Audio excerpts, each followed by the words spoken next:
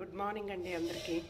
ఈరోజు కొబ్బరి పాలతో రైస్ తయారు చేసి చూపించబోతున్నాను. వాటికి కావాల్సిన ఇంగ్రీడియంట్స్: అల్లం వెల్లుల్లి పేస్టు, పచ్చిమిర్చి, గ్రీన్ పీస్, కాజు, పులావ్ ఆకు అంటారు కదా, అది ఒక 3 or 4, అలానే క్యారెట్, ఆనియన్స్, మసాలా పువ్వు, దాల్చిన చెక్క, యాలకులు, లవంగాలు, అలాగే బాయిల్ చేసి పెట్టుకున్న మీల్ మేకర్.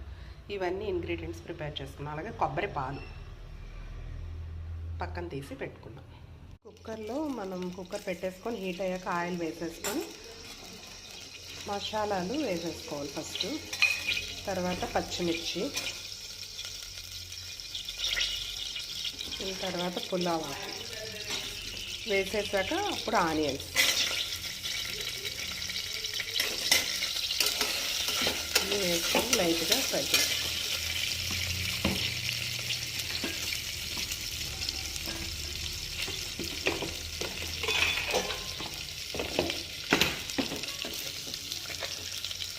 సాల్ట్ కొంచెం,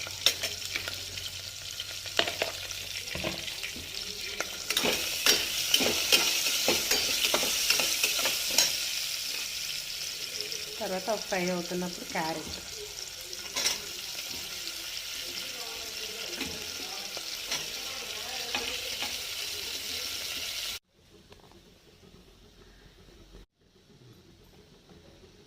ఇప్పుడు ఇవన్నీ బాయిల్ అయిపోయినాయి కదా. అయిపోయిన తర్వాత 1 గ్లాసున్నర రైస్ పెడుతున్నాను నేను.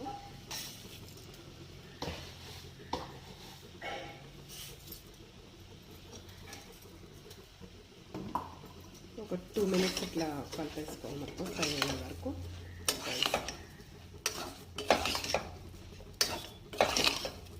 ఆయిల్ మొదట వేసిందే, మరి నేను ఎక్కువ వేయట్లేదు, ఎందుకంటే ఆయిల్ తక్కువతో కొబ్బరి పాలలో ఆల్రెడీ కొంచెం ఇది ఉంటుంది కాబట్టి. నెక్స్ట్ కొబ్బరి పాలు 1.5కి 3 glasses కొబ్బరి పాలు ఆల్రెడీ పక్కన తీసి పెట్టుకున్నాం కదా, అవే యూజ్ చేస్తాం.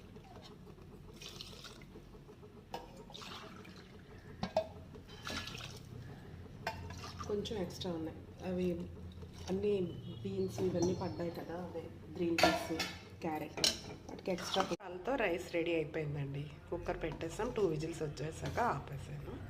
తర్వాత కొంచెం గీ ఇట్లా లైట్గా వేసేసుకొని కలిపేస్తాం.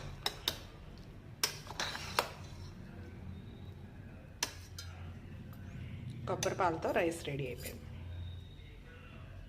గుడ్ మార్నింగ్ అండి. కుక్కర్లో పాలతో రైస్